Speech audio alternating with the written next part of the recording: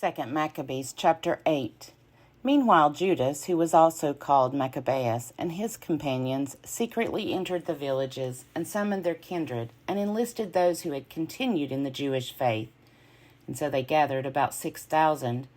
They implored the Lord to look upon the people who were oppressed by all, and to have pity on the temple that had been profaned by the godless, to have mercy on the city that was being destroyed and about to be leveled to the ground, to hearken to the blood that cried out to him, to remember also the lawless destruction of the innocent babies and the blasphemies committed against his name, and to show his hatred of evil. As soon as Maccabeus got his army organized, the nations could not withstand him, for the wrath of the Lord had turned to mercy.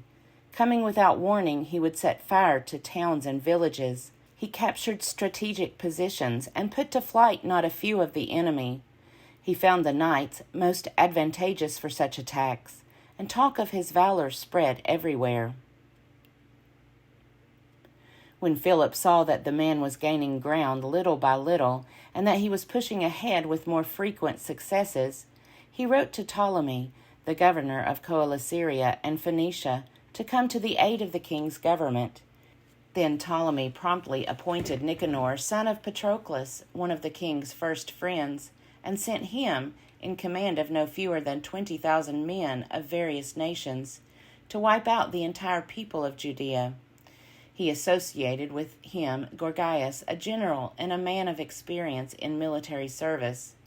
Nicanor determined to make up for the king the tribute due to the Romans, 2,000 talents, by selling the captured Jews into slavery. So he immediately sent to the towns on the seacoast, inviting them to buy Jewish slaves and promising to hand over 90 slaves for a talent, not expecting the judgment from the Almighty that was about to overtake him. Word came to Judas concerning Nicanor's invasion, and when he told his companions of the arrival of the army, those who were cowardly and distrustful of God's justice ran off and got away. Others sold all their remaining property and at the same time implored the Lord to rescue those who had been sold by the ungodly Nicanor before he ever met them, if not for their own sake, then for the sake of the covenants made with their ancestors, and because he had called them by his holy and glorious name. But Maccabeus gathered his forces together to the number 6,000, and exhorted them not to be frightened by the enemy, and not to fear the great multitude of nations who were wickedly coming against them, but to fight nobly, keeping before their eyes the lawless outrage that the nations had committed against the holy place, and the torture of the derided city, as well as the overthrow of their ancestral way of life. For they trust to arms and acts of daring, he said, but we trust in the Almighty God, who is able with a single nod to strike down those who are coming against us, and even, if necessary, the whole world. Moreover, he told them of the occasions when help came to their ancestors, how, in the time of Sennacherib, when 185,000 perished, and the time of the battle against the Galatians that took place in Babylonia, when 8,000 Jews fought along with 4,000 Macedonians. Yet when the Macedonians were hard-pressed, the 8,000, by the help that came to them from heaven, destroyed 120,000 Galatians, and took a great amount of plunder. With these words he filled them with courage, and made them ready to die for their laws and their country. Then he divided his army into 4 parts. He appointed his brothers also, Simon and Joseph and Jonathan, each to command a division, putting 1,500 men under each. Besides, he appointed Eleazar to read aloud from the Holy Book, and gave the watchword, the help of God. Then, leading the first division himself, he joined battle with Nicanor. With the Almighty as their ally, they killed more than 9,000 of the enemy, and wounded and disabled most of Nicanor's army, and forced them all to flee. They captured the money of those who had come to buy them as slaves. After pursuing them for some distance, they were obliged to return because the hour was late. It was the day before the Sabbath, and for that reason they did not continue their pursuit.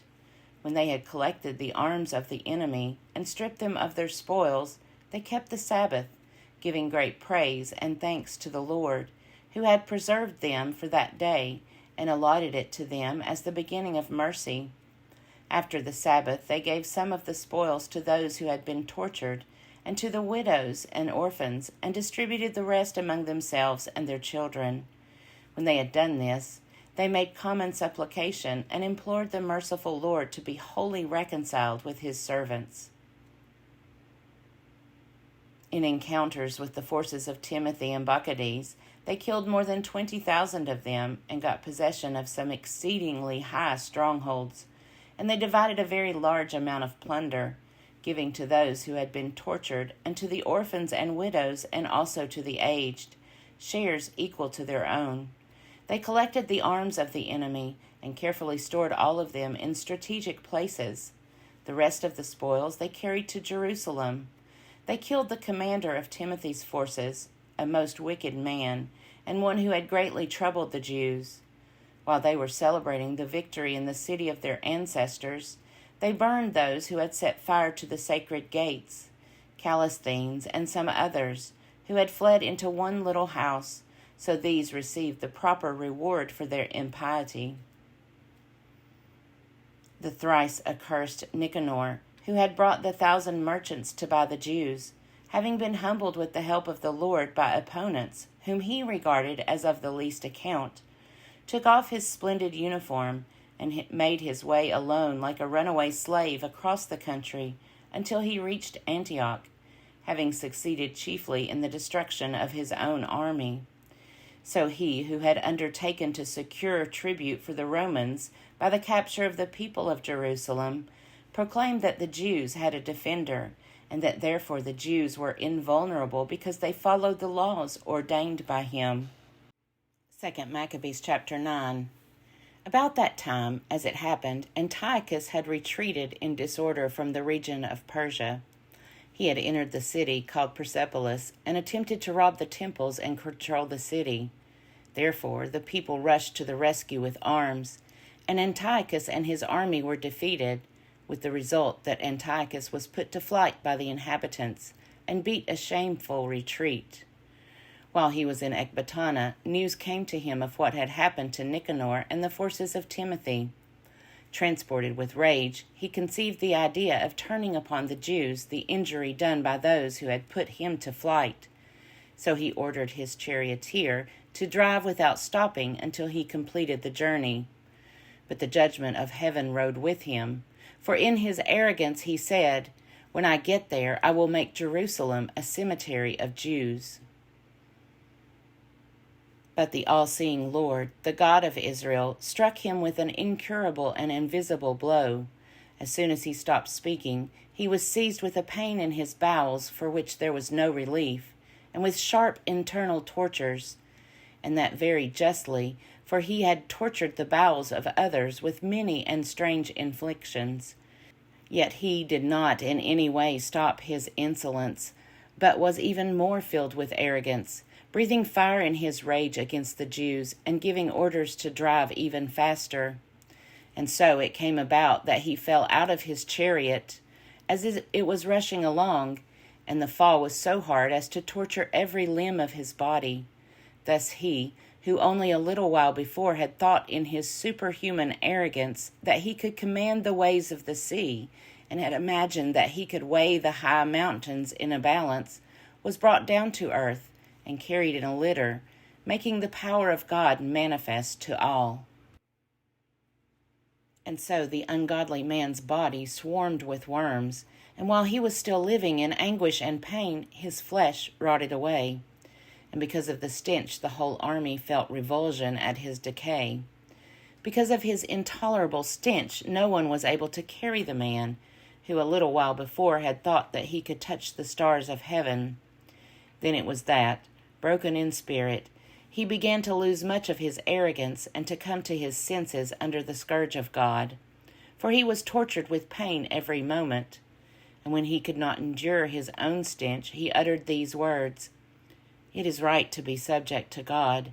Mortals should not think that they are equal to God." Then the abominable fellow made a vow to the Lord, who would no longer have mercy on him, stating that the holy city, which he was hurrying to level to the ground and to make a cemetery, he was now declaring to be free, and the Jews, whom he had not considered worth burying but had planned to throw out with their children for the wild animals and for the birds to eat, he would make, all of them, equal to citizens of Athens, and the holy sanctuary, which he had formerly plundered, he would adorn with the finest offerings, and all the holy vessels he would give back many times over, and the expenses incurred for the sacrifices he would provide from his own revenues. And in addition to all this, he also would become a Jew, and would visit every inhabited place to proclaim the power of God. But when his sufferings did not in any way abate, for the judgment of God had justly come upon him, he gave up all hope for himself, and wrote to the Jews the following letter in the form of a supplication. This was its content.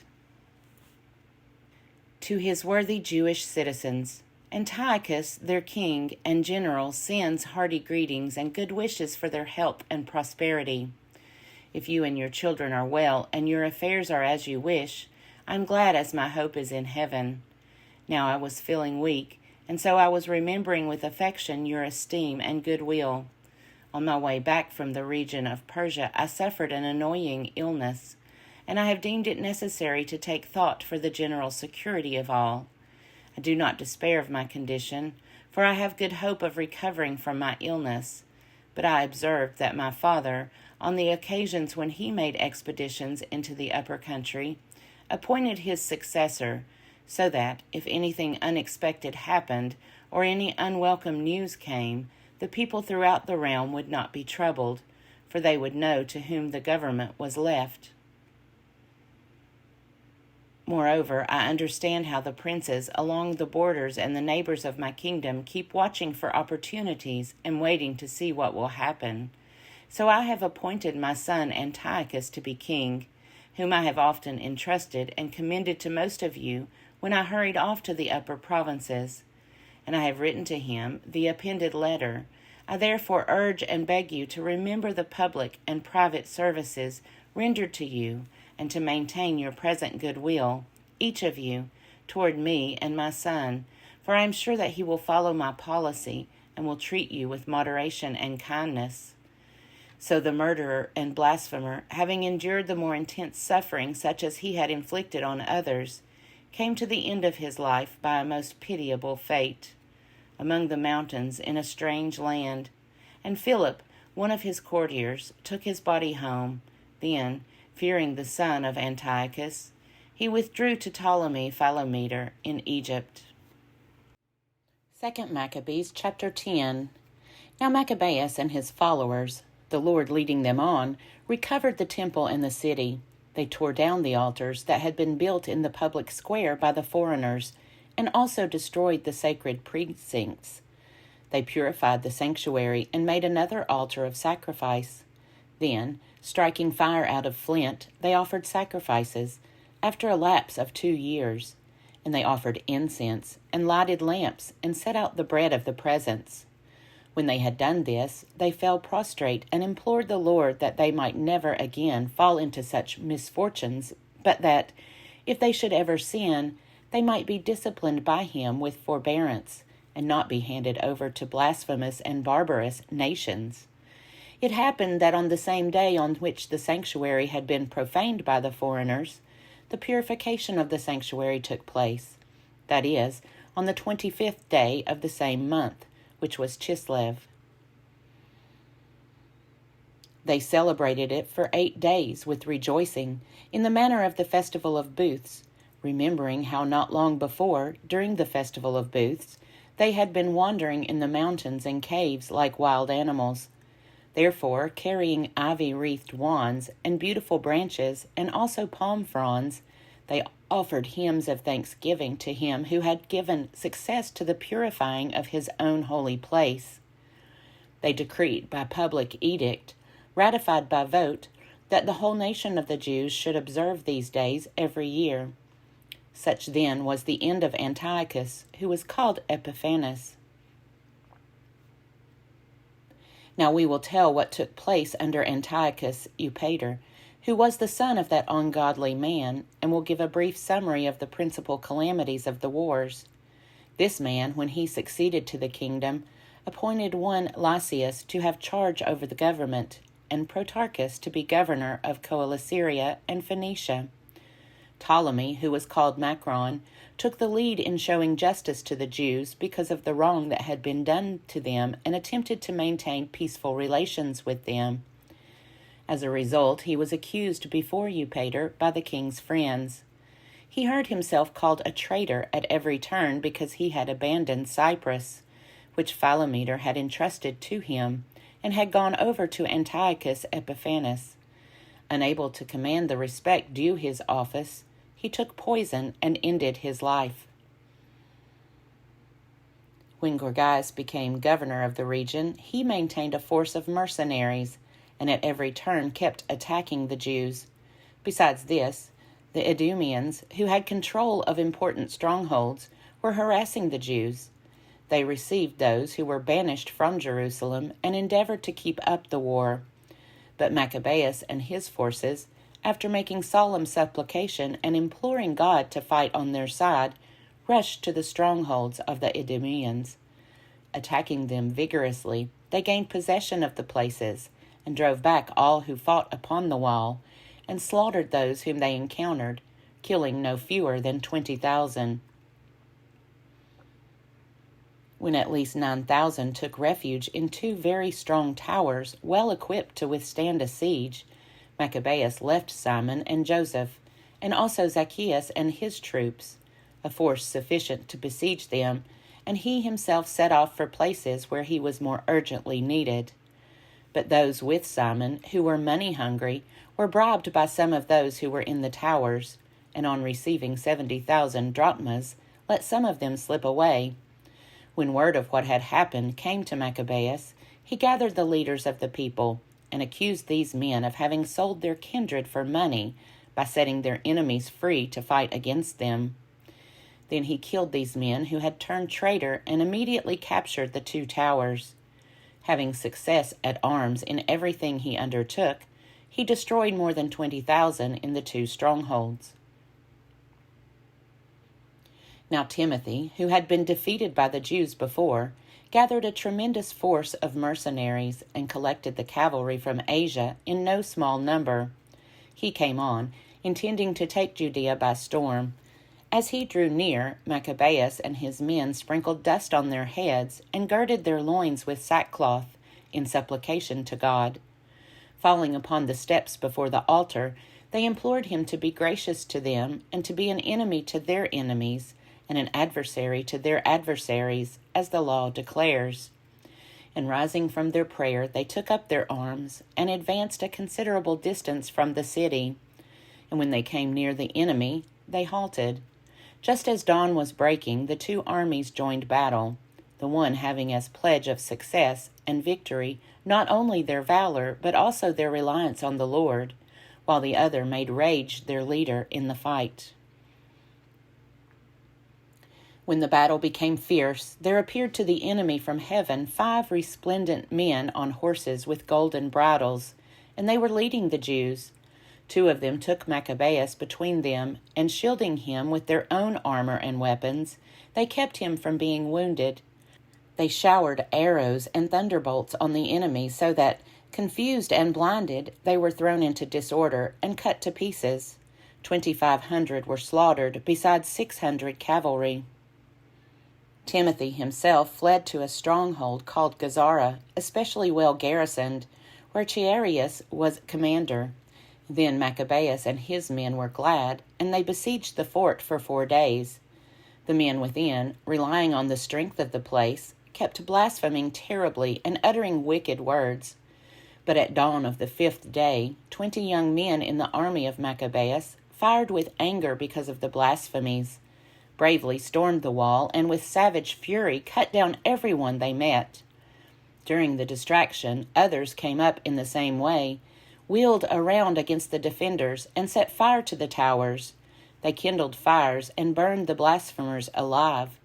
Others broke open the gates and let in the rest of the force, and they occupied the city. They killed Timothy, who was hiding in a cistern, and his brother Chaereas and Apollophanes. When they had accomplished these things, with hymns and thanksgiving they blessed the Lord, who shows great kindness to Israel and gives them the victory. 2 Maccabees chapter 11.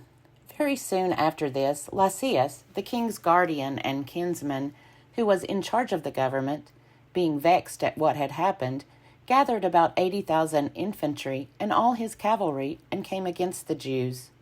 He intended to make the city a home for Greeks and to levy tribute on the temple as he did on the sacred places of the other nations, and to put up the high priesthood for sale every year. He took no account whatever of the power of God, but was elated with his 10,000s of infantry and his thousands of cavalry and his 80 elephants. Invading Judea, he approached Beth-zur, which was a fortified place about 5 skoinoi from Jerusalem, and pressed it hard. When Maccabeus and his men got word that Lysias was besieging the strongholds, they and all the people, with lamentations and tears, prayed the Lord to send a good angel to save Israel. Maccabeus himself was the first to take up arms, and he urged the others to risk their lives with him to aid their kindred. Then they eagerly rushed off together, and there, while they were still near Jerusalem, a horseman appeared at their head, clothed in white, and brandishing weapons of gold. And together they all praised the merciful God and were strengthened in heart, ready to assail not only humans, but the wildest animals or walls of iron. They advanced in battle order, having their heavenly ally, for the Lord had mercy on them. They hurled themselves like lions against the enemy, and laid low 11,000 of them and 1,600 cavalry, and forced all the rest to flee. Most of them got away wounded and stripped, and Lysias himself escaped by disgraceful flight.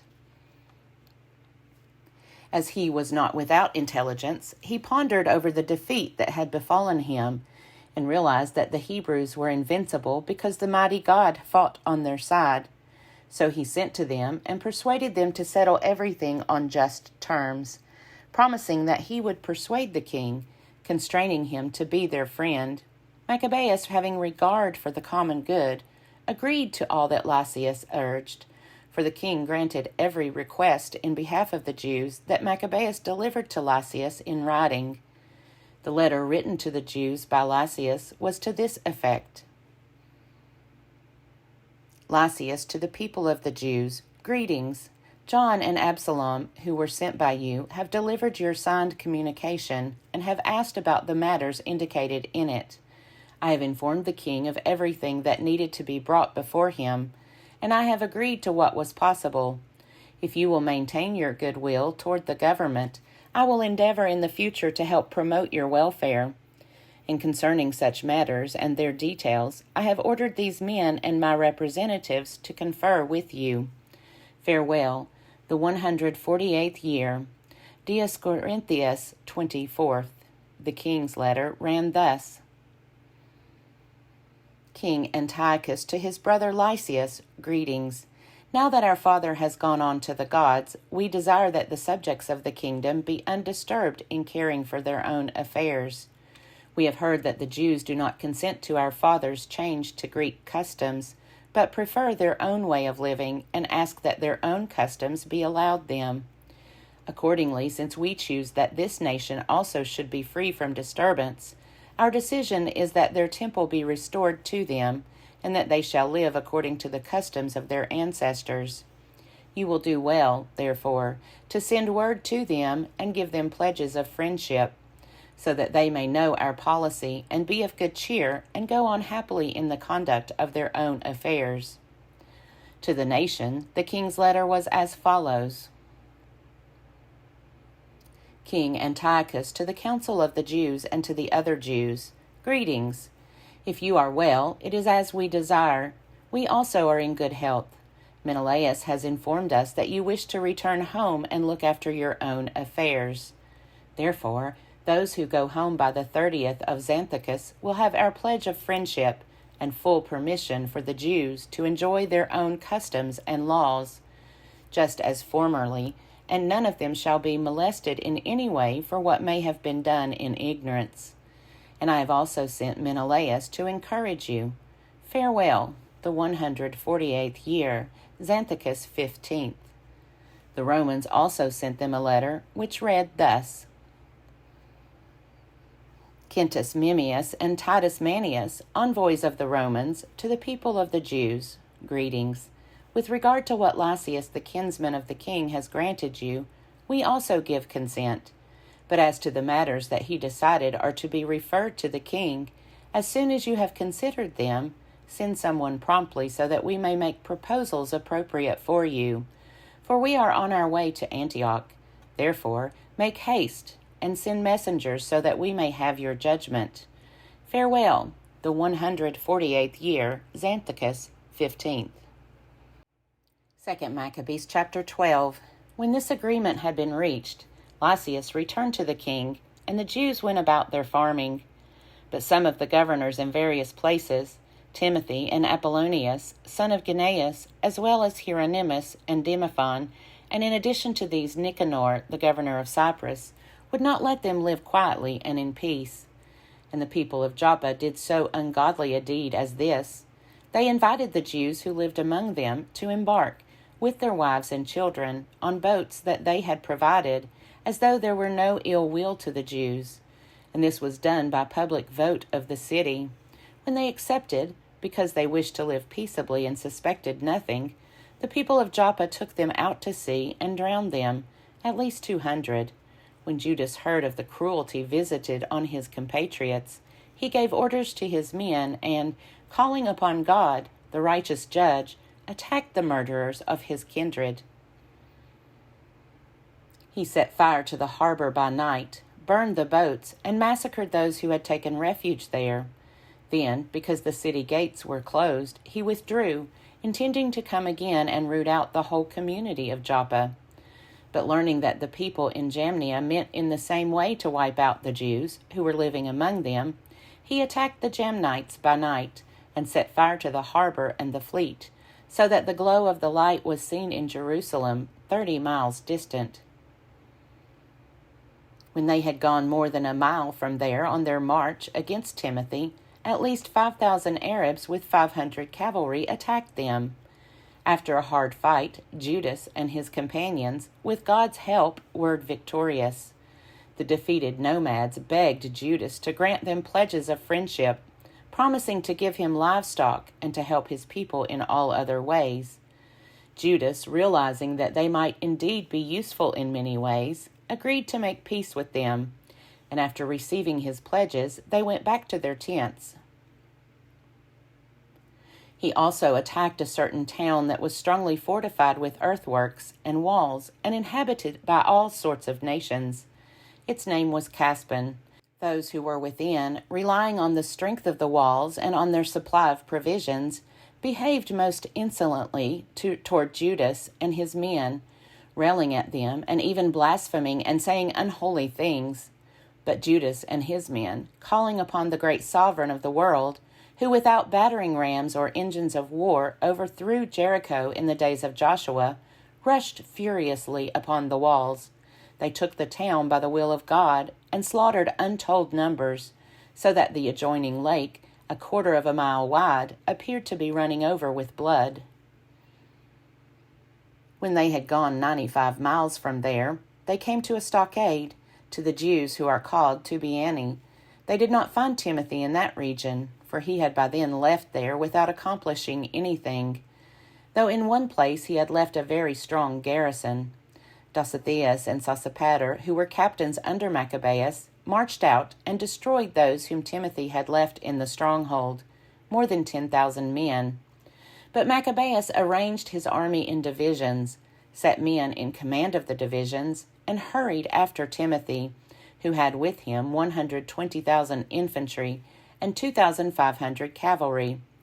When Timothy learned of the approach of Judas, he sent off the women and the children and also the baggage to a place called Carnaeum, for that place was hard to besiege and difficult to access because of the narrowness of all the approaches.